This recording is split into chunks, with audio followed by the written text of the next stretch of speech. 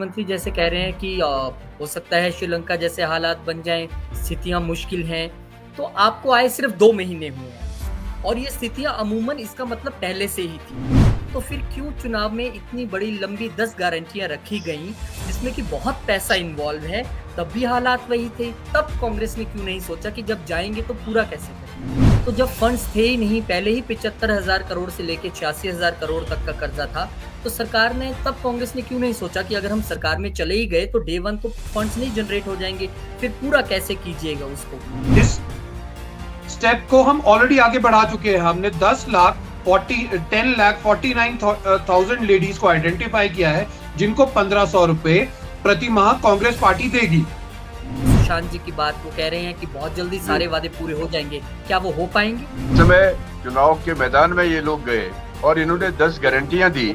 उस समय इनको पता था कि प्रदेश की हालत कितनी खतरनाक है और किस खतरनाक मोड़ पर पहुंच चुकी है, तो उन्होंने इस बात का बिल्कुल भी अंदाजा नहीं लगाया। गीता ठाकुर और आप देख रहे हैं नेशन स्पीक्स।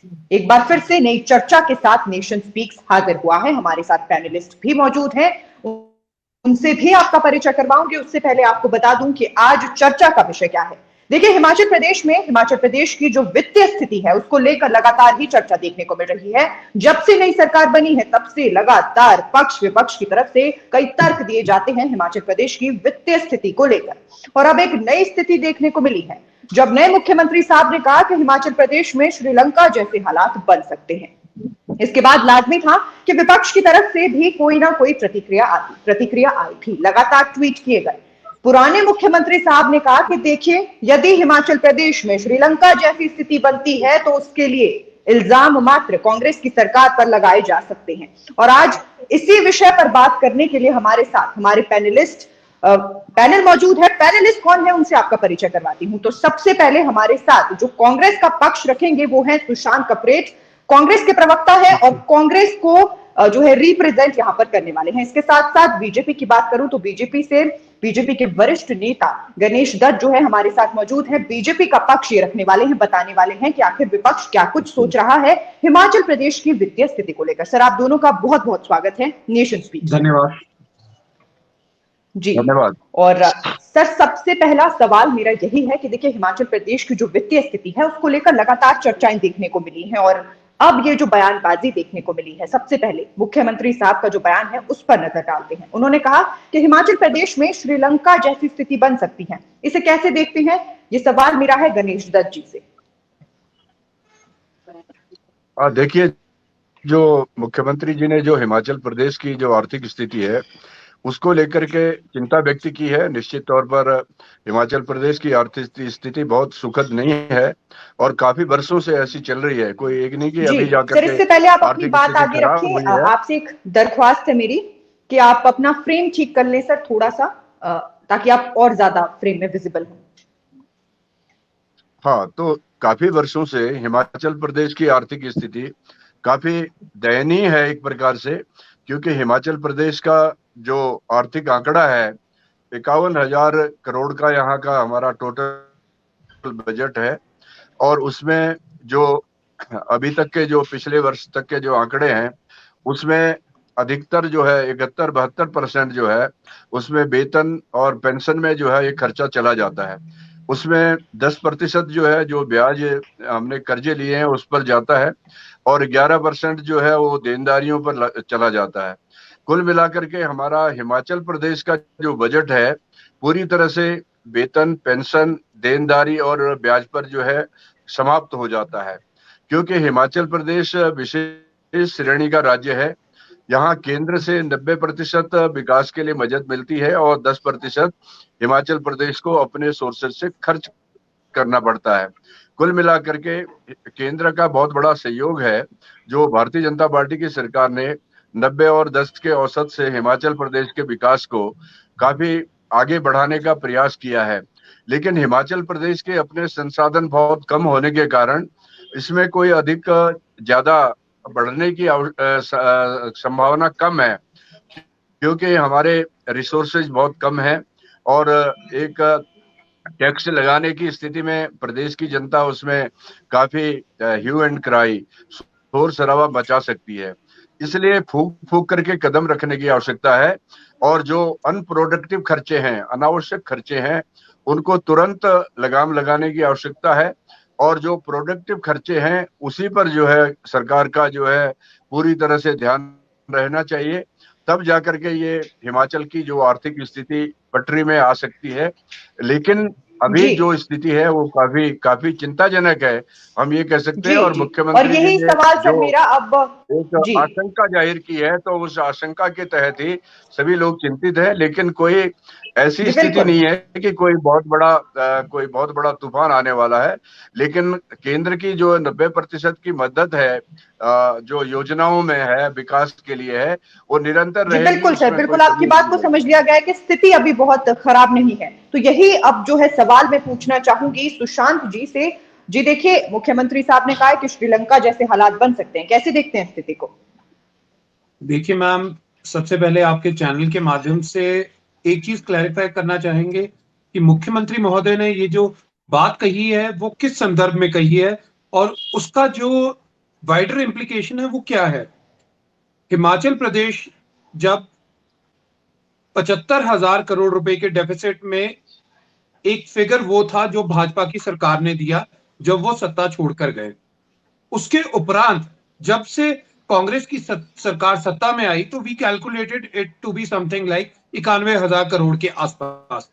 अब समझिए आप इस चीज को, बेसिकली क्या हुआ कि बजटरी प्रोविजंस में अगर हम एक लॉन्ग टर्म प्लान की बात करते हैं, पहले डिमोनेटाइजेशन के बाद जो अर्थव्यवस्था थी वो शैटर हुई, उसके बाद कोविड काल में हमारे प्रदेश की जो इकोनॉमी है वो पूरी तरह से शैटर हुई।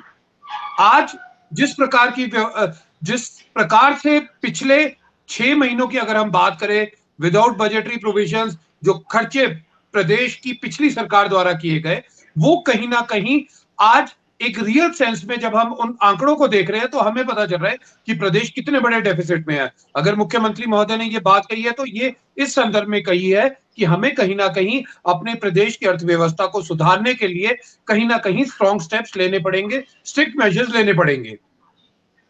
जहां तक जी ब्रेकअप की बात तो की यानी कि आपका हमारा ये कहना है। 12%। जी मैम। जी यानी आपका ये कहना है कि जो संदर्भ में बात कही गई उस संदर्भ में बात को लिया नहीं गया है।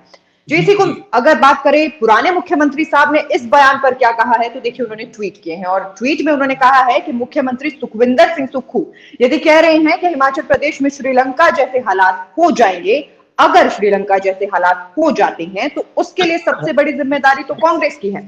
इसे कैसे देखते हैं आप? देखिए मैम, सत्ता में आए हुए हमें तो महज अभी 2 महीने ही हुए हैं। भाजपा की सरकार की जो करनी है वो तो हमें भुगतनी पड़ रही है। पुराना फाइनेंशियल डेफिसिट हमारे ऊपर आया है, जी देखिए, लेनदारियां खामियों की हमारे आपने ऊपर। बात की। जी, खामियों पर भी उनकी देखिए तरफ से कुछ कहा गया है। उन्होंने कहा है कि देखिए ये तो हर सरकार की देनदारी रहती है, जब कांग्रेस सत्ता से गई थी तब बीजेपी पर भी देनदारी छोड़कर गई थी। इसे मैडम, कैसे देखते 25,000 करोड़ से अगर आप 75,000 करोड़ पे देनदारी लेकर जा रहे हैं तो समझिए आप पिछले 5 सालों में अर्थव्यवस्था की क्या हालत हुई है। आप एक चीज देखिए, सीरियसनेस देखिए हमारे मुख्यमंत्री महोदय की। कल वो आप पहली बार अपने निर्वाचन क्षेत्र में गए, लेकिन वर्ल्ड बैंक की एक टीम आई हुई थी के हिमाचल मैदान का दौरा छोड़ के सेक्रेटरीट आए, क्योंकि वर्ल्ड बैंक की टीम के पास 5,000 करोड़ का प्रोजेक्ट था जो हिमाचल एक रियल सेंस में इंप्लीमेंट करना चाह रही है। वो थी जो हमारी ग्रीन व्हीकल्स है, जो हमारी इलेक्ट्रिक व्हीकल्स है, उस कॉन्सेप्ट में। तो जो मुख्यमंत्री ने अपने वक्तव्यों के माध्यम से, अपने कर्मों के माध्यम से एक चीज क्लियर कर दी है कि हमें स्ट्रिक्ट मेजर्स लेने पड़ेंगे अपनी अर्थव्यवस्था को पटरी पर लाने के लिए। जी जी। अब मैं गणेश दत्त जी से इस पर प्रतिक्रिया चाहूंगी। सर, आप क्या कहेंगे? 25,000 से देनदारी 75,000 करोड़ की हो गई, क्या कहेंगे इस पर?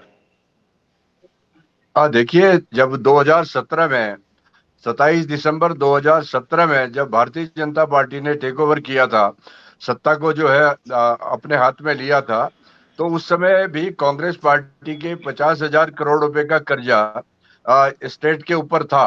ये ठीक है कि 50,000 करोड़ के बाद जो भारतीय जनता पार्टी की जो सरकार पिछले 5 सालों में लोगों लोगों के हितों के लिए, लोगों की रक्षा के लिए जो उन्होंने काम किए हैं, वो निश्चित तौर पर, क्योंकि जैसे मैंने आपको बताया कि हिमाचल प्रदेश के अपने रिसोर्सेज नहीं है। हिमाचल प्रदेश में या तो कर्जा लेकर के हम आगे बढ़ रहे हैं विकास में, या फिर केंद्र की मदद से जो 90% योजनाओं में केंद्र का सहयोग रहता है, उसके कारण हम आगे बढ़ रहे हैं। तो ये कहना कि भाई हम 75,000 करोड़ का कर्जा छोड़ गए हैं, ये ठीक बात नहीं है, क्योंकि 2017 में जब भाजपा आई थी तो उस समय 50,000 करोड़ का जो कर्जा था वो पूर्व की कांग्रेस सरकार का था।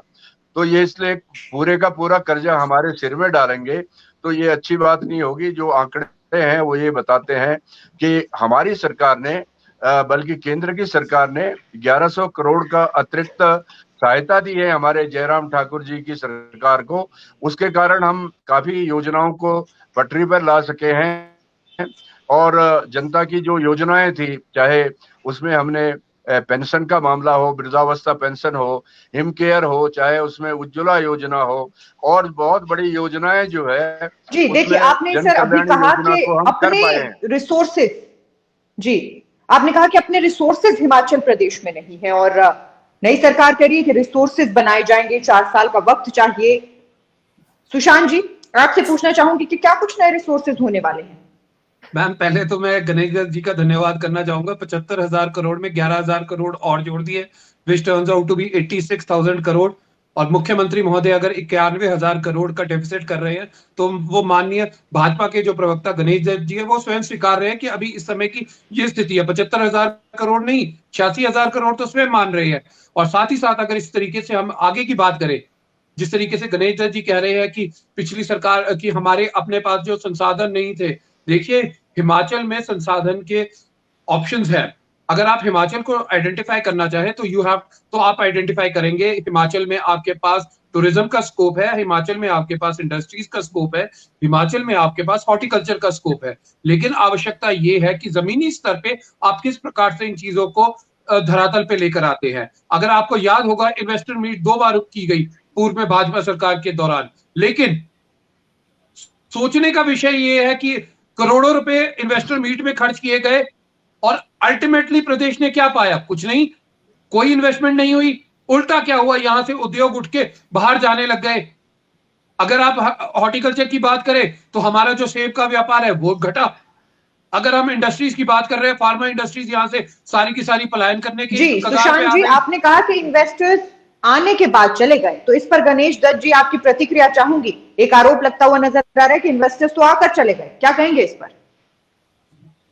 देखिए, 94,000 करोड़ के जो हमारे एमओयू साइन हुए हैं जो इन्वेस्टर मीट में, और उससे बहुत सी योजनाएं हमारी पाइपलाइन में हैं, और उस समय इन द मेन टाइम जो है सरकार बदल गई है।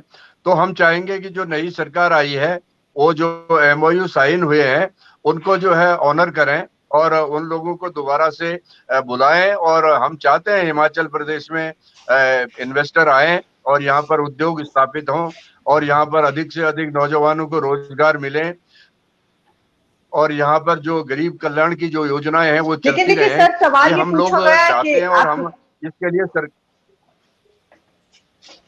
जी, सवाल ये पूछा गया है कि आपके कार्यकाल में तो इन्वेस्टर्स जो हैं आकर चले गए, इस पर आपकी प्रतिक्रिया चाहूंगी। देखिए, जो मैंने पहले बताया कि 97,000 करोड़ के जो हमारे एमओयू साइन हुए हैं और वो रिकॉर्ड के अंदर है, that is on the record, वो कोई हाइपोथेटिकल हम बात नहीं कर रहे हैं। और हम चाहते हैं कि ये जो नई सरकार आई है उन जो एमओयू जो साइन हुए हैं उनको आगे बढ़ाएं और इन्वेस्टर आए हिमाचल प्रदेश में, अपने उद्योग लगाएं और हमारे नौजवान जो है उसमें अधिक से अधिक रोजगार उनको प्राप्त हो। ये हम कहते हैं, इसके लिए हम सरकार को सहयोग करने के लिए तैयार हैं। और केवल मात्र हम एक दूसरे ऊपर आरोप कर लगाएंगे और आरोप प्रत्यारोप करेंगे तो उसका कोई लाभ होने वाला नहीं है। सरकार निरंतर चलने वाली एक संस्था होती है। अब कई बार क्या होता है कि आते ही कुछ चीजें बंद हो गई। अब जो एक रिदम चला हुआ था, जो एक किस्म से आपका एक अभियान चला हुआ था, उस पर ब्रेक लगाने का प्रयास होता है। कुछ चीजों के योजनाओं के नाम बदलने का काम चलता है। इन चीजों पर ध्यान देने के बजाय सरकार को विकास की योजनाओं में, जन कल्याण की योजनाओं में, प्रदेश के विकास की ओर जो है जी पूरा अपना ध्यान केंद्रित करना चाहिए। ये हमारा नई सरकार से आग्रह भी है और हमें उम्मीद है कि क्योंकि सुखविंदर सिंह सुक्खू जी काफी जी संघर्ष बिल्कुल, के आपने बाद रिदम ब्रेक होने राजनीति की के बात इस की कि शिखर पर जी पहुंचे हैं, इस शिखर जी पर पहुंचे रिदम हैं, तो ब्रेक होने की हमें आपने उम्मीद बात है कि कही कि वो रिदम ब्रेक हो इससे जाता है और रिदम को आगे ले जाकर जाने के लिए, यानी इस जो डिबेट है इसके रिदम को आगे बढ़ाने के लिए आप सभी को बता दूं कि हमारे बीच नेशन स्पीक्स के ग्रुप एडिटर भी मौजूद हैं, रोहित खन्ना जी। सर बहुत बहुत स्वागत है आपका। सर चाहूंगी कि क्या कुछ प्रतिक्रिया आप देना चाहेंगे इस मुद्दे पर कि सिचुएशन बन रही है मुख्यमंत्री वर्सेस पूर्व मुख्यमंत्री। जी बिल्कुल सिचुएशन जो है वो राजनीति की है, लेकिन मेरा पहला सवाल यहाँ पे सुशांत जी से है। सुशांत जी नमस्कार। मैं पूछना ये चाहूंगा कि अभी मुख्यमंत्री जैसे कह रहे हैं कि हो सकता है श्रीलंका जैसे हालात बन जाएं, स्थितियां मुश्किल हैं, तो आपको आए सिर्फ 2 महीने हुए हैं और ये स्थितियां अमूमन इसका मतलब पहले से ही थी। तो फिर क्यों चुनाव में इतनी बड़ी लंबी 10 गारंटियां रखी गई जिसमें कि बहुत पैसा इन्वॉल्व है, तब भी हालात वही थे। तब कांग्रेस ने क्यों नहीं सोचा कि जब जाएंगे तो पूरा कैसे करें? देखिए सर, जब कांग्रेस इलेक्शन कैंपेन में गई थी, ये जो 10 गारंटियां या कांग्रेस ने जो भी घोषणाएं की थी या जो भी वादे किए थे, वो वादे सारे के सारे बैठ के बजटरी प्रोविजंस को ध्यान में रखकर किए गए थे। अगर for example to that extent अगर हम ओपीएस की बात करते हैं, एनपीएस में कर्मचारियों का स्टेट कट रहा है, जिसमें कॉन्ट्रीब्यूटरी शेयर सरकार का भी है और कर्मचारियों का भी है। आवश्यकता ये थी कि किस प्रकार से हम एक सामाजिक सुरक्षा की बात करते हुए इंप्लॉइज को ओपीएस प्रदान करें। देखिए जगमोहन, अगर आपको ध्यान हो किस प्रकार से कुछ एक स्टेट्स में, देखिए फॉर एग्जांपल अगर हम पंजाब की बात करें, दिल्ली की बात करें, वो सब अपना अपना उनका एक कॉन्सेप्ट है। लेकिन अगर हम हिमाचल की बात करते हैं, तो हिमाचल में अगर हम इस चीज को ब्रेकअप करते हैं, तो आपको सबसे पहले ये देखना है कि किस प्रकार से आप ओपीएस को देंगे लोगों को। उसके लिए आवश्यकता है एक कॉर्पस फंड बनाने की, जिसमें 100 बहुत एक वन ऑफ द गारंटी है, उसमें 1500 रुपए शामिल हैं, उसमें 300 यूनिट फ्री देने हैं आपने, उसमें और बहुत सारी चीजें शामिल हैं। तो जब फंड्स थे ही नहीं, पहले ही 75,000 करोड़ से लेके 86,000 करोड़ तक का कर्जा था, तो सरकार ने तब कांग्रेस ने क्यों नहीं सोचा कि अगर हम सरकार में चले ही गए तो डे वन तो फंड्स नहीं जनरेट हो जाएंगे, फिर पूरा कैसे कीजिएगा उसको? देखिए सर, अगर आप बात कर रहे हैं हमारी गारंटियों की, 1500 रुपए हमने महिलाओं को देने की बात की। इस स्टेप को हम ऑलरेडी आगे बढ़ा चुके हैं। हमने 10,49,000 लेडीज को आइडेंटिफाई किया है जिनको 1500 रुपए प्रति माह कांग्रेस पार्टी देगी। जो लेकिन देंगे कांग्रेस ने कहाँ अपने से सर? वादे किए फंड्स हैं कहाँ उसको से आएंगे अमली सर? जामा पहना। इतने शॉर्ट टर्म में फंड कहाँ से आएंगे सर? देखिए सर, फंड्स तो एक चीज तो हमारे को समझना पड़ेगा कि एक सरकार का ध्येय है वेलफेयर स्टेट होने का। वेलफेयर स्टेट होने का मतलब ये है कि जिस प्रकार भी हो सके अपने लोगों की, अपने प्रदेशवासियों की हितों की रक्षा करना है। उनको जो वादे किए वो पूरे करने हैं। अगर मैं आपको एक चीज बताई, छोटा सा एक एग्जांपल देना चाहूंगा। हिमाचल प्रदेश में हाइड्रो पावर एक बहुत बड़ी शक्ति है भारत, हिमाचल को फाइनेंशियल डेफिसिट से बाहर निकालने के लिए। 2021 में माननीय प्रदेश के मुख्यमंत्री जी ने कई योजनाओं का शिलान्यास किया। अगर आप ये देखते हैं, एसजेवीएनएल जो है हिमाचल प्रदेश की केंद्र के साथ वो सब्सिडरी है जो इस समय 39% के ग्रोथ पर है। उसी प्रकार से अगर हमने अपने आप को बाहर निकालना है तो हमें इन सेक्टर्स को आइडेंटिफाई करना पड़ेगा, जिसमें मैं स्पेसिफिकली फोकस कर रहा हूं टूरिज्म, हाइड्रो पावर और साथ ही साथ हॉर्टिकल्चर के ऊपर, बिकॉज ये हमारी बैकबोन है हिमाचल की। और एक अगर हम लॉन्ग टर्म विजन लेकर चलते हैं तो हमारे को डेफिनेटली फाइनेंशियल डेफिसिट से हम बाहर निकलेंगे। सुशांत जी, लॉन्ग टर्म विजन बिल्कुल ठीक है और आपने जो अभी रेवेन्यू के सोर्सेज बताए वो भी बिल्कुल ठीक है। तो आपको नहीं लगता ये ज्यादा बेटर होता कि आप जनता से कहते देखिए हमें आने दीजिए, हम थोड़ा सा रेवेन्यू डेफिसिट जो है वो अपना कम करेंगे, कर्जे कम करेंगे, ज्यादा कमाएंगे, फिर आपके लिए सबसे अच्छा कर सकते हैं, रेदर देन हम फर्स्ट डे ही कह दें कि हम आपको ये देने वाले हैं, रेदर देन इसके कि खजाना तो है ही नहीं है। देखिए सर, इस चीज पे मैं आपके साथ थोड़ा सा डिफर कर रहा हूं, बिकॉज हम ये कहते लोगों को कि हम इसको इंप्लीमेंट करेंगे, हम वही चीज तो कह रहे हैं। हमने जो वादे किए वो एक फेस्ड मैनर पे हम सब लोगों के पास इंप्लीमेंट करने की बात कर रहे हैं। अगर हम ये कह रहे हैं, जिस प्रकार से हमने कहा था कि हम युवाओं के लिए रोजगार की योजनाएं हम उनके लिए रोजगार की नई अपॉर्चुनिटीज अवेल करवाएंगे। तो आज जिस प्रकार से हमारा जो नया बजट आएगा, जो प्रदेश का बजट आएगा, that will be a road map for the coming next 5 years की किस प्रकार से हम प्रदेश की माली हालत को सुधार कर जी जो हमारे चुनावी वादे वो पूरा करेंगे। और देखिए एक जी चीज मैं गणेश स्पेसिफिकली बोलना चाहूंगा, जी, मैं गणेश जी से डेमोक्रेसी में छोटी सी में प्रतिक्रिया मैं छोटी सी प्रतिक्रिया, क्योंकि गणेश दत्त जी आपका लंबा एक्सपीरियंस है राजनीति का, आपने बहुत सरकारें आती जाती देखी हैं। क्या लगता है आपको सुशांत जी की बात, वो कह रहे हैं कि बहुत जल्दी सारे वादे पूरे हो जाएंगे, क्या वो हो पाएंगे? देखिए, सुशांत जी आशावादी हैं, ये अच्छी बात है, नौजवान को आशावादी होना चाहिए। और इन्होंने ये भी कहा कि हम नए बजट में जो है उसको पूरा करेंगे। लेकिन मेरा थोड़ा सा, क्योंकि सुशांत हमसे काफी नजदीक भी हम लोग हैं और काफी हमसे जूनियर भी हैं, एक प्रकार से हमारे बेटे के समान है।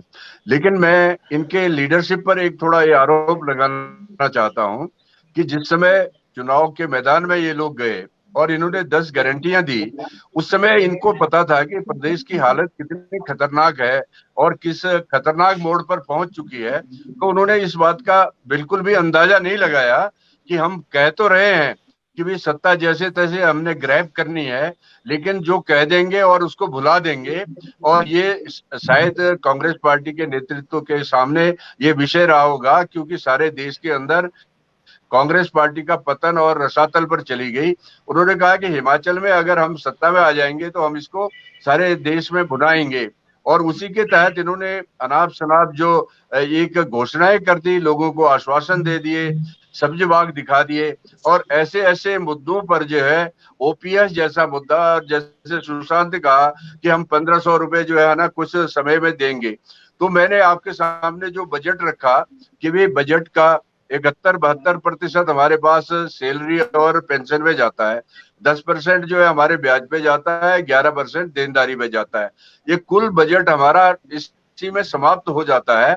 तो ये 1500 रुपए वाला जो ये बता रहे हैं कि 10 लाख कुछ लोगों को हमने आइडेंटिफाई किया है, तो उसके लिए बजट का प्रोविजन कहाँ से है, कहाँ से ये लोग रिसोर्सेज पैदा करेंगे? थोड़ा हमें बताना चाहिए प्रदेश के लोगों को कि हम इस सोर्सेज से पैदा करेंगे और यहाँ देंगे तो हम जी मान सुशांत जी, जाएंगे। अन्यथा ये हाइपोथेटिकल चीजों का कोई लाभ नहीं होने वाला है। सुशांत जी। जी सर। सर जिस तरीके से गणेश दत्त जी ने कहा कि कहां से इसका मॉनेटरी प्रोविजन किया जाएगा, तो मैंने आपको सबसे पहले एक चीज कही थी कि कॉर्पस फंड बनाने की जो प्रक्रिया है, we are already into it, जिसमें हमारा अलग अलग हेड्स पे हम जो पैसा है उसको रखेंगे, जिसमें ओपीएस का अलग फंड होगा, महिलाओं के लिए अलग होगा, और साथ ही साथ जो हमने चुनावी वादे किए हैं उसके लिए अलग होगा। डेफिनेटली गणेश दत्त जी का ये पूछना वाजिब है कि आप इसका प्रोविजन कैसे करेंगे। लेकिन सर मेरा ये कहना है कि आप कुछ दिन इंतजार कीजिए, क्योंकि बजट आने वाला है। बजट आने नहीं पर सर, ऐसे आप मेरे ऐसी को बात तो दोबारा नहीं से, सुशांत जी, ऐसा तो नहीं कि केंद्र सरकार की वेट की जा रही हो कि कुछ फंड वहां से आ जाए? सर केंद्र सरकार ने तो वैसे भी हिमाचल प्रदेश को झुंझुना पहले बजट में दे दिया। कहां हमें उम्मीद थी रेलवे लाइन के लिए पैसा मिलेगा, कहां हमें उम्मीद थी कि हिमाचल के लिए कोई स्पेशल पैकेज आएगा, इस प्रकार की कोई चीजें नहीं आई। तो एक चीज तो बड़ी क्लियर है कि डबल इंजन की सरकार जब पिछली सरकार में अपनी स्टेट की सब्सिडरी को कुछ नहीं दे पाई, तो कांग्रेस की सरकार को हिमाचल प्रदेश में क्या दे पाएगी? तो डेफिनेटली हमें तो अपने हितों के लिए खुद लड़ना है, हमें अपने रिसोर्सेज खुद मोबिलाइज करने हैं, और ये जो चीज है ये हमारे ध्यान में है। और जब हमारा बजट आएगा उसके बाद आप इमीडिएट उसी दिन मुझे डिबेट में गणेश लेकर जी, पूछिएगा। गणेश दत्त जी, मैं ये कहना चाहूंगा कि अभी 1500 करोड़ और 3000 करोड़ की बात चल रही है कि केंद्र से मांगा जाएगा, और अब वो केंद्र से मिलता है कि नहीं पता नहीं। तो क्या बीजेपी अपने तौर पे सिफारिश करेगी कि चलिए स्टेट तो हमारी ही है, आप दे दीजिए, अभी स्टेट तो चलानी ही है? क्या लगता है, मिल जाएगा केंद्र हाँ, से निश्चित पैसा? तौर पर, क्योंकि क्योंकि हिमाचल प्रदेश हमारी अपनी स्टेट है और प्रधानमंत्री जी खुद कहते हैं कि मैं हिमाचल प्रदेश का निवासी अपने आप को मानता हूं। यहाँ के लोगों का प्यार स्नेह हमको हमेशा मिलता है और उन्होंने यहाँ हिमाचल प्रदेश के हर क्षेत्र को अपने आंखों से देखा है। और पिछले दिनों में हमारे मुख्यमंत्री सुखविंदर सिंह सुक्खू जी प्रधानमंत्री जी के पास गए हैं, तो उन्होंने उनको कहा है कि आप कोई एक अपना कोई एजेंडा बना करके लाइए कि आपको किस किस हेड में पैसा चाहिए। अगर आप चाहेंगे ना कि हम सेंटर से पैसा लेंगे और रेवड़ियों की तरह से अपनी पार्टी के लोगों को बांट देंगे। ये तो संभव नहीं है। लेकिन जो विकास की योजनाएं हैं वो योजनाएं हिट नहीं होंगी। अभी सुशांत ने कहा कि हिमाचल को कुछ नहीं मिला। इनके ध्यान में मैं लाना चाहता हूं कि 2400 करोड़ का जो बजट है रेलवे लाइन के लिए इस बजट में मिला है, और जो बागवानी के लिए 2200 करोड़ का जो टोटल बजट मिला है केंद्र में, उसमें निश्चित तौर पर हिमाचल प्रदेश बागवानी वाला सबसे बड़ा स्टेट है, तो उसको सबसे ज्यादा लाभ होने वाला है। ये कहना कि भी कुछ नहीं मिला तो ये अच्छी बात नहीं है, क्योंकि हिमाचल प्रदेश में जब अटल बिहारी वाजपेयी जी प्रधानमंत्री थे और 2004 में राजा वीरभद्र सिंह जी मुख्यमंत्री थे, उस समय हिमाचल की भी आर्थिक स्थिति बहुत दयनीय थी। तो राजा वीरभद्र सिंह जी कुल्लू में अटल जी से मिलने के लिए गए और उन्होंने कहा जी कि हमारी हालत बहुत खराब है। तो अटल जी ने एक मुश्त 553 करोड़ रुपए का एक bail out package Himachal Pradesh को दे दिया। उस समय हिमाचल में भाजपा की सरकार नहीं थी और केंद्र में उस समय बीजेपी की सरकार जरूर थी। तो हिमाचल प्रदेश के प्रति हमारे चाहे अटल बिहारी वाजपेयी जी का दृष्टिकोण हो, चाहे वर्तमान प्रधानमंत्री आदरणीय नरेंद्र मोदी जी का दृष्टिकोण हो, वो काफी इनके हमारे हिमाचल प्रदेश के प्रति सॉफ्ट रहते हैं और हर संभव प्रयास रहता है कि हिमाचल की मदद की जाए। तो मुझे लगता है कि हिमाचल प्रदेश की सरकार को, बल्कि मैं तो एक दिन सुखविंदर सिंह सुक्खू जी से मिला था, मैंने कहा भी आपको जब कभी मिलना है तो हमारे को भी ले जाइए, हम भी आपकी सहायता करेंगे कि हिमाचल की कुछ मदद की जाए। तो वो हंस रहे थे, कहते भाई साहब मैं बहुत जल्दी जाने वाला हूं। तो हिमाचल प्रदेश की बीजेपी हमेशा चाहे, क्योंकि सरकार तो आने जाने वाली चीज है, लेकिन हिमाचल प्रदेश का विकास निरंतर चलता रहे। ये डेवलपमेंट के मामले में हिमाचल हमारा जो राज्य है ये एक सिरमौर बने, ये हमारी इच्छा रहती है और हम उस ओर प्रदेश सरकार के लिए जो जो भी सहयोग की आवश्यकता होगी वो करेंगे।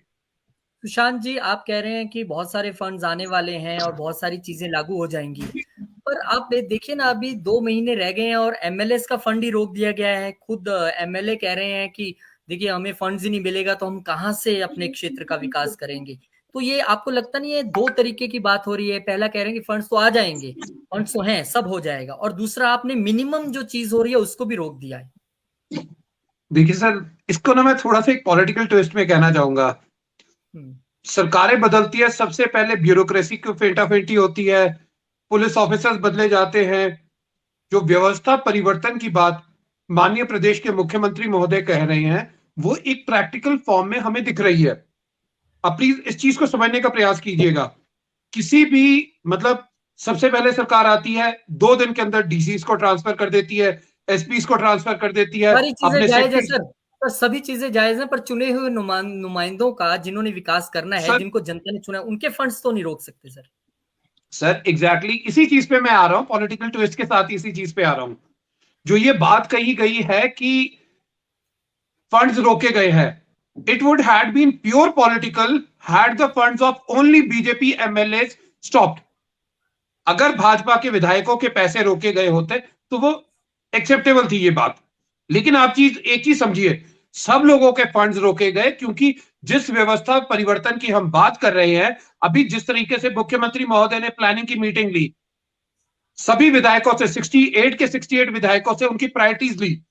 देखिए एक सिस्टम, एक व्यवस्था को बनाने के लिए कहीं ना कहीं मैं क्यों कह रहा हूं कि हार्ड स्टेप्स लेने पड़ेंगे, तो वो स्टेप जो है वो सबसे पहले था, आपने व्यवस्था को सेट किया। अब इसके बाद क्योंकि मुख्यमंत्री महोदय स्वयं भी ये बात कह चुके हैं कि फंड्स रिलीज किए जाएंगे, सभी विधायकों को जल्दी किए जाएंगे, लेकिन एक सिस्टम बनाने की जो बात है वो इम्प्लीमेंटेशन का जो राउंड है उसको फिक्स किया जा रहा है। मैं आपके दोनों से एक बड़ा इंपॉर्टेंट सवाल है। अभी जस्ट एक खबर आई है कि मुख्यमंत्री जो पहले रह चुके हैं एक्स सीएम जयराम ठाकुर, उन्होंने शिमला में प्रेस कॉन्फ्रेंस करके एक बड़ा गंभीर इल्जाम लगाया। उन्होंने कहा कि अब तो पूरे राज्य की जनता दहशत में है इस वक्त, क्योंकि श्रीलंका वाले बयान के बाद सबको लग रहा है कि कहीं वही दृश्य तो नहीं देखने को मिलेगा। दूसरी बात उन्होंने बोली है कि जो टेंडर पीडब्ल्यूडी के किए गए थे उनकी सरकार के दौरान, वो रोकने को कहा गया है और ठेकेदारों पर ये दबाव बनाया जा रहा है कि कांग्रेस ज्वाइन करो। इसमें कितनी सच्चाई है? और गणेश दत्त जी आपसे भी जानना चाहेंगे, सुशांत जी आपसे। देखिए सर, अगर हमने लोगों को ज्वाइन करवाना होता तो इलेक्शन से पहले करवाते। अभी 2 महीने, चलिए गणेश दत्त जी। तो जी।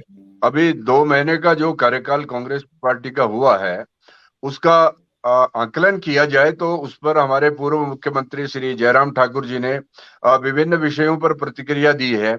और उन्होंने कहा कि भाई मुख्यमंत्री जी का ये कहना कि भाई हिमाचल प्रदेश के हालात श्रीलंका जैसे होने वाले हैं तो इसके लिए कांग्रेस पार्टी ही जिम्मेवार होगी, तो ये बात उन्होंने एक कही। दूसरा उन्होंने ये कहा कि जो विकास के लिए जो कार्य पैसा रखा गया है, अभी सुशांत कह रहे थे कि भाई अभी सबकी प्रायोरिटीज ली है, ये प्रायोरिटीज ली है अगले साल के लिए। जो पिछला पैसा विधायकों का जो विधायक निधि का बचा हुआ है उसको रोकने की इस समय आवश्यकता नहीं है, क्योंकि पिछले 3 महीने से विकास पूरी तरह से एक किस्म से रुक सा गया है। क्योंकि 2 महीने कोड ऑफ कंडक्ट के कारण जो है सरकारी मशीनरी कहती है कोड ऑफ कंडक्ट लगा है जी, अभी तो विकास नहीं होगा। अब 2 महीने सरकार बने भी हो गए तो टोटल 4 महीने में अगर मान लिया विकास पूरी तरह से ठप हो गया है तो उस पर हमारी चिंता है ही।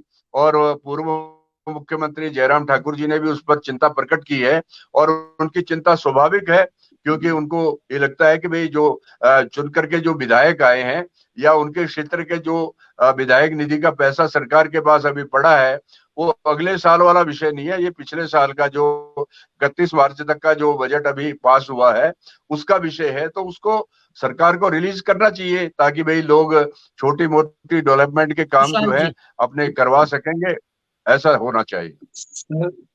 सर मैं अभी तो यही चीज कह रहा हूं जो गणेश दत्त जी कह रहे हैं। अभी फाइनेंशियल ईयर ओवर नहीं हुआ है, अभी आज तारीख फरवरी की है, अगला महीना मार्च का है।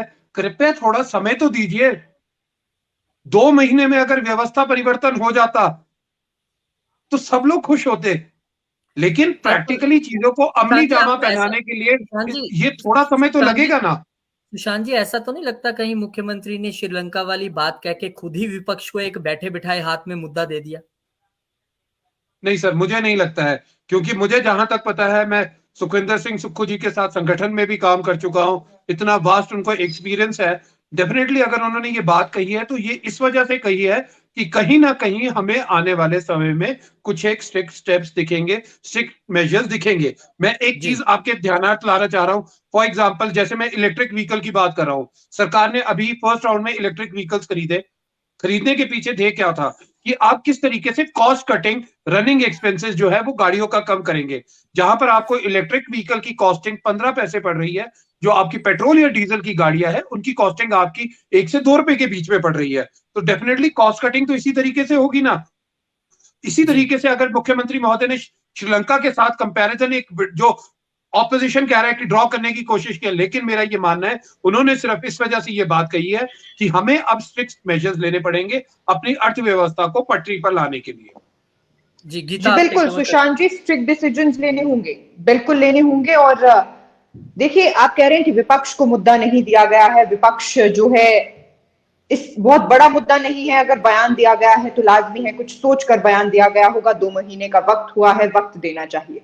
लेकिन इसके साथ एक और जानकारी जो मंत्री साहब इस वक्त हैं, जगत सिंह नेगी, उनकी तरफ से दी गई है। उन्होंने कहा है कि एक गारंटी को पूरा नहीं कर पाएंगे, एक गारंटी को पूरा करने से उन्होंने साफ इनकार कर दिया है। गारंटी कौन सी है उसकी जानकारी मैं आपको देती हूं कि बागवान अपने जो फसल है, फल है, उनकी कीमत खुद तय करेंगे। लेकिन बागवानी मंत्री ने तो इनकार कर दिया है कि ये जो गारंटी है इससे हम पूरा नहीं कर पाएंगे। इसे कैसे देखते हैं आप?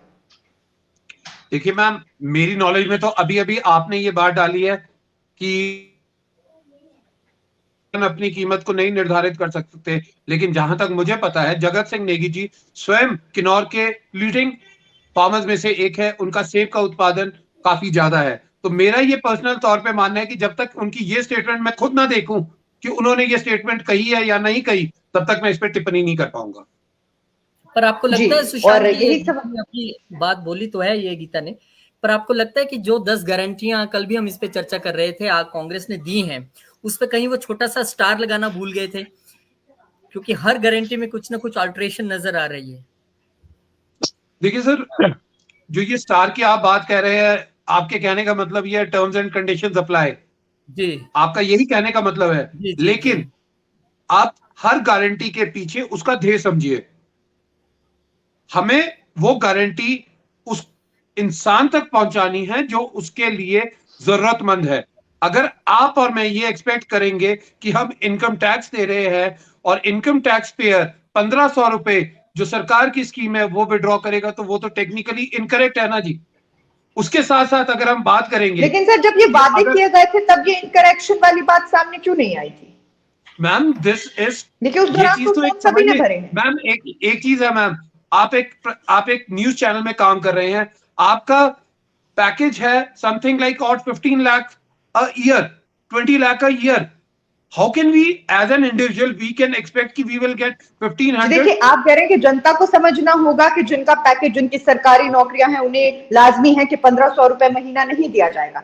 लेकिन सर सवाल मेरा ये है कि जब वादे किए गए थे तब ये टर्म एंड कंडीशन वाली बात, यानी जब गारंटी पत्र गीता सामने का कहना रखा ये गया, है सर घोषणा कि पत्र वो सामने, 10 लाख जो आपने आइडेंटिफाई अब किए हैं, अगर आप तभी आइडेंटिफाई करके बता देते कि भाई हम तो इन को ही देने वाले हैं, ये बात आप ध्यान में रखिए, तब तो ये कहा गया कि सबको दिया जाएगा। ये गीता के कहने का मतलब नहीं सर, देखिए जहां तक मेरे ध्यानार्थ है, हमने हर जगह ये कहा है कि महिलाओं को 1500 रुपए दिए जाएंगे। अब आप एक चीज और देखिए, कुछ परिवार ऐसे भी है जहां पर एक परिवार में बीपीएल महिलाएं 3 है 4 है, तो वो भी तो उसी कैटेगरी में आ रही है। उन सब लोगों को, क्योंकि वो बीपीएल कैटेगरी में, बिकॉज वो इकोनॉमिकली वीकर सेक्शन में है, तो उन लोगों को फाइनेंशियल एड दी जा रही है।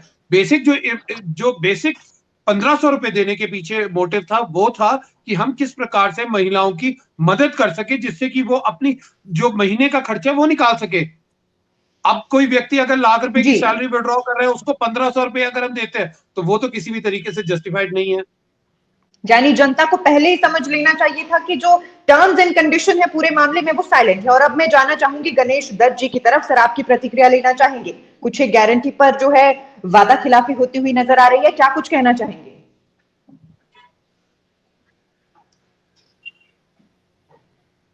देखिए, जो मुझे लगता है कि कांग्रेस पार्टी को अपनी क्रेडिबिलिटी को स्थापित करना चाहिए। वैसे लोगों को विश्वास कम होता है, क्योंकि 2012 में जब इन्होंने चुनाव के मैदान में गए थे और उस समय घोषणा पत्र इनका निकला, आनंद शर्मा जी ने यहाँ पर चुनाव घोषणा पत्र रिलीज किया। इन्होंने कहा कि एक घर से एक व्यक्ति को नौकरी मिलेगी और एक नौजवान जो पढ़ा लिखा होगा उसको घर में 1000 रुपए नगद मिलेंगे। तो वो इस तरह की कांग्रेस की गारंटियों पर लोग शायद विश्वास नहीं कर रहे हैं, क्योंकि कांग्रेस ने जितनी बार गारंटियां दी वो गारंटियां जो है निरस्त हो गई और गारंटियों पर किसी ने विश्वास नहीं किया। और अब इनको, क्योंकि मुझे लगता है कि सुखविंदर सिंह सुक्खू एक संघर्षशील व्यक्ति मुख्यमंत्री के तौर पर आए हैं, तो मुझे ऐसा लगता है कि वो अपनी क्रेडिबिलिटी को स्थापित करने के लिए अगर 10 नहीं तो 10 में से जो कुछ उन्होंने पहले कैबिनेट वाला विषय उठाया है उसको तो पूरा करेंगे, ऐसा मुझे लगता है। लेकिन जो परिस्थितियां हैं इस समय, वो करना कठिन होगा और कांग्रेस पार्टी को जैसे पहले की गारंटियां, पहले के घोषणा, पहले की आश्वासन उसी तरह के साबित होंगे, ऐसा मुझे लग रहा है। गणेश दत्त जी, देखिए कांग्रेस को गारंटियों पर तो घेरा जा सकता है, पर क्या ये बात सच नहीं है कि जो कांग्रेस को पिच तैयार करके दी है 75,000 करोड़ की, वो तो बीजेपी ने दी है। सबसे पहली बात कि कांग्रेस पार्टी को अगर इस पिच पर खेलने के लिए मुश्किल हो रही है, तो वो पिच तो बीजेपी ने ही तैयार करके दी है, इसीलिए शायद उनको इतनी मुश्किल हो रही है। और जहां तक सीएम की बात है, तो मैं ये स्पष्ट तौर पे मुझे लगता है कि सुखविंदर सुक्खू जी ने अब तक जितना अपना कार्यकाल उनका 2 महीने का रहा है, जबरदस्त एग्जाम्पल्स उन्होंने पेश की हैं, चाहे वो होटलों में ना रुकना हो, चॉपर को यूज ना करना हो, चार्टर्ड फ्लाइट्स यूज ना करना हो, उन्होंने बहुत एक एग्जांपल्स दी हैं ऐसी, ये तो बिल्कुल सराहनीय है। पर अगर बीजेपी थोड़ा सा और इनको इजी पिच दे जाती तो शायद वो और अच्छा खेलते इस पे। क्या कहेंगे गणेश दत्त जी? देखिए, हमने तो इनको टाइम दिया है और हम कोई बहुत ज्यादा हार्ड कोई इशू ऐसे उठा नहीं रहे हैं, क्योंकि हम भी चाहते हैं कि जो नई सरकार आई है तो उसको थोड़ा स्थापित होने में उनको समझने का वक्त मिले और उनको परेशानियां जो है उनको भी वो करने का मौका मिले। लेकिन जैसे मैंने पहले कहा कि भाई 75,000 करोड़ रुपया केवल हमारे सिर नहीं डालना चाहिए। ये 50,000 करोड़ उस समय की कांग्रेस पार्टी 2017 में छोड़ के गई थी, तो इस समय 2017 और 2022 के बीच में जो 25,000 करोड़ का जो है वो हमारे सिर डलना चाहिए निश्चित तौर पर। और वो हमने प्रदेश की प्रगति के लिए और लोगों की डेवलपमेंट के लिए और लोगों के जन कल्याण के लिए उस राशि को खर्च किया है। तो ये 75,000 करोड़ का जो है, ये सारे का सारा बोझ हमारे ऊपर नहीं डालना चाहिए। ये मैं पॉलिटिकल जो हमारे नेता उनसे भी बात करना चाहता हूँ, और आप लोगों को चैनल के माध्यम से जो भी, क्योंकि विषय जाता है तो लोगों के दिमाग में चला जाता है, क्योंकि 27 दिसंबर 2017 को 50,000 कुछ करोड़ रुपए का कर्जा हिमाचल प्रदेश के ऊपर था। और उसके बाद जयराम ठाकुर जी की सरकार के जाने तक, क्योंकि विधानसभा में इन्होंने कहा कि 74,000 कुछ करोड़ रुपया जो है मुकेश अग्निहोत्री जी ने कहा है, तो ये 24-25,000 करोड़ का जो है देनदारी या जो कर्जा है वो हमारे कार्यकाल में हुआ। तो 75,000 करोड़, या कभी कहते 81,000 करोड़, कभी 85,000 करोड़, तो स्पेसिफिक जो इनके पास कोई डॉक्यूमेंट अभी तक नहीं है, मुझे ऐसा लग रहा है। जी सर जी, तो सुशांत जी सबसे पहले तो मैं स्पेसिफिकली एक चीज कहना चाहूंगा। गणेश दत्त जी फोकस कर रहे हैं 50,000 करोड़ रुपए का डेफिसिट मिला 2017 में, जब कांग्रेस की सरकार आई थी। देखिए प्लीज आप इस चीज को भी समझिए, कांग्रेस की सरकार जब आई वो कितना फाइनेंशियल डेफिसिट आगे लेकर जा रही है। 50,000 करोड़ पे आपका जो इंटरेस्ट अमाउंट था that is different, but when we are on 91,000 crore financial deficit, उसका इंटरेस्ट अमाउंट कितना डिफरेंट जा रहा है वो कैलकुलेशन नहीं ले रहे हैं। ये सिर्फ ये बता रहे हैं हमें इतना मिला, हमने आगे इतना दिया, लेकिन ये नहीं बता रहे कि इसके साथ इंटरेस्ट में कितना डिफरेंस जा रहा है। अभी गणेश दत्त जी खुद कह रहे हैं कि 11% का जो टोटल अमाउंट है वी पे इट फॉर, वो हमारे बजटरी प्रोविजन में आता है।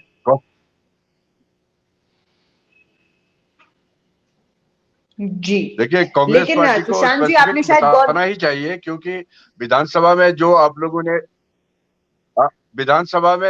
लोगों ने एक स्टेटमेंट दी है, और उस दिन मुख्यमंत्री जी नहीं थे और मुकेश अग्निहोत्री जी ने वो स्टेटमेंट दी है, तो उन्होंने 74,000 करोड़ रुपए का जो है एक वहां पर दिया है। अब आप उसको 91,000 करोड़ तक पहुंच गए हैं, तो आप लोग आपस में चर्चा कर लें पहले कि भाई ये 74,000 करोड़ का था या आप लोग 91,000 करोड़ बोल रहे हैं। तो एक ठीक डाटा जो है हमारे प्रदेश की जनता के सामने जाना चाहिए, और ये मतलब जिसके मुंह में जो आ गया डाटा वो ठीक नहीं होगा। तो इसलिए नहीं, एक बार आप पूरी तरह से चर्चा करके इसी चीज को मैं रेक्टिफाई करना चाहूंगा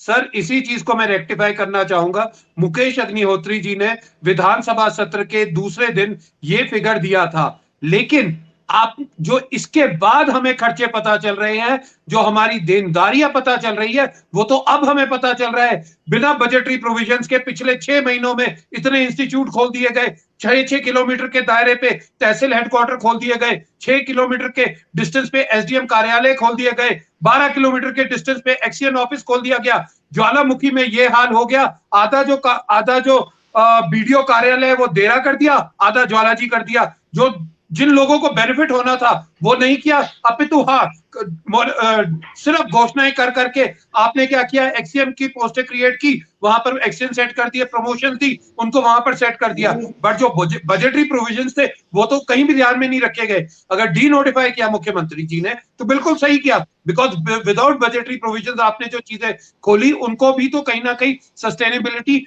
इकोनॉमिक फोरम पे तो चाहिए।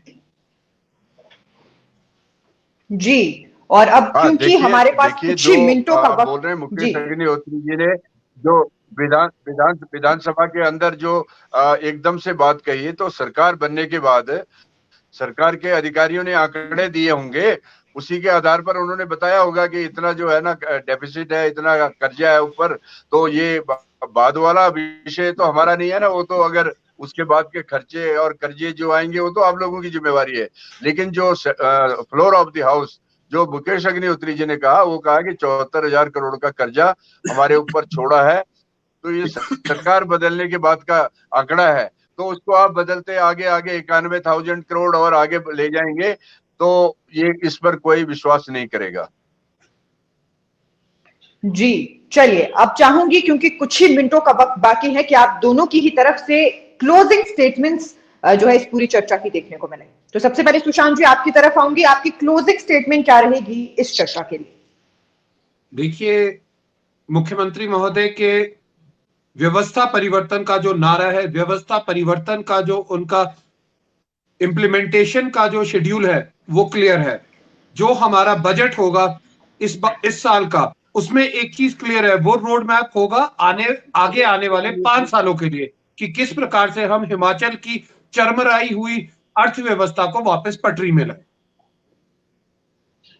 जी जी, अब रुख करेंगे हम गणेश दत्त जी की तरफ। जी, आपकी क्लोजिंग स्टेटमेंट क्या रहेगी सर?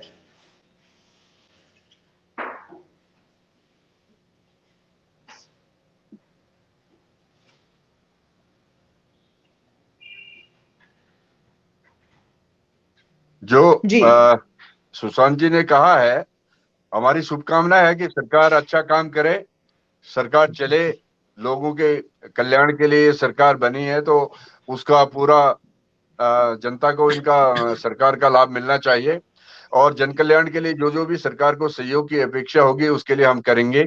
हमारी सरकार केंद्र में है, अटल जी से लेकर के मोदी जी तक हिमाचल प्रदेश को अपना घर समझते हैं, तो सहायता उन्होंने दी भी है और आगे भी देंगे, और इनको चिंता करने की बात नहीं है। लेकिन ये है कि फजूल खर्ची पर जो है, सबसे पहले जिस प्रकार से थोड़ा थोड़ा करके इन्होंने प्रयास किया है, वो सारा रोकना चाहिए। और 6 CPS बना दिए, उनको 6 दफ्तर दे दिए, 6 गाड़ियां दे दी, उनके साथ दुनिया भर का तामझाम अमला दे दिया। ऐसी विषम परिस्थिति में ऐसी व्यवस्था खड़ी करने की क्या आवश्यकता थी? एक तरफ हम रोना रो रहे हैं कि जी हमारे पास पैसा नहीं है, दूसरी तरफ हम सरकारी पैसे से रेवड़ियां बांटने का प्रयास कर रहे हैं, तो ये कहां तक उचित है? सरकार को चलिए सर, अपने फिजूल जो खर्ची की आपने अनप्रोडक्टिव बात की, खर्चे तो हैं, उम्मीद करते जो हैं अनावश्यक कि खर्चे हैं, आने वाले उन पर रोक लगानी चाहिए। जी और जी यहाँ तक कि जो भी जीता क्लोजिंग मैं जरूर सुशांत जी से, जो अभी गणेश जी ने बड़ी एक इंपॉर्टेंट बात बोली है कि कॉन्ट्राडिक्टरी चीजें हैं। एक तरफ तो आप कह रहे हैं फंड्स नहीं है, अभी बहुत मुश्किलें हैं, दूसरी तरफ से आपने 6 CPS भी बनाए और तमाम चीजें भी हो रही हैं। उसको लेके गणेश दत्त जी की ये जो बात है, इसको क्या कहेंगे आप इस पे? देखिए सर, अमेंडमेंट्स भाजपा के समय में हुई, जो ये CPS नियुक्त किए गए, इनकी नियुक्तियों का जो अमेंडमेंट है वो पूर्व की भाजपा सरकार के समय में हुआ। पर आप नहीं भी अगर नियुक्त करते कांग्रेस ने क्या था सर? पार्डन सर, आप नहीं भी नियुक्त करते अभी, क्योंकि माली हालत इतनी अच्छी नहीं है, तो क्या प्रॉब्लम थी? फिर विस्तार कर लेते साल बाद, 2 साल बाद। देखिए सर, ये आपका मानना है कि इंतजार करते, लेकिन एक चीज आप मेरे व्यक्तिगत अगर आप दृष्टिकोण से देखें, तो एक जो एरिया बैलेंसिंग है, कास्ट बैलेंसिंग है, जिस प्रकार से सभी वर्गों को, वो चाहे हमारा OBC वर्ग था, वो चाहे हमारा SC वर्ग था, वो चाहे हमारा राजपूत फैक्टर था, वो चाहे ब्राह्मण फैक्टर था, वो चाहे जिला कांगड़ा की बात करते, वो चाहे हम जिला शिमला की बात करते, चाहे जिला सोलन की बात करते, जिला मंडी की बात करते, तो सभी को एक इक्वल रिप्रेजेंटेशन सरकार में देने के लिए जो ये कदम उठाया गया, डेफिनेटली ये तो लेना पड़ना था। चलिए ठीक है गीता जी, बहुत बहुत शुक्रिया आप सभी का। सुशांत जी आपका शुक्रिया, गणेश दत्त जी आपका भी शुक्रिया, और बहुत बहुत शुक्रिया इस डिबेट में। रोहित सर आपका भी बहुत बहुत शुक्रिया कि डिबेट का हिस्सा सभी बने और एक खूबसूरत चर्चा देखने को मिली, सभी की तरफ से तथ्य रखे गए, और दर्शकों का भी बहुत बहुत शुक्रिया जो इतनी लंबी डिबेट में हमारे साथ जुड़े रहे। आप सभी का बहुत बहुत शुक्रिया। नेशन स्पीक्स इसी तरह की चर्चाओं को लेकर हाजिर होता रहेगा। आप सभी को नेशन स्पीक्स के साथ यूं ही बने रहना है। आज के लिए धन्यवाद।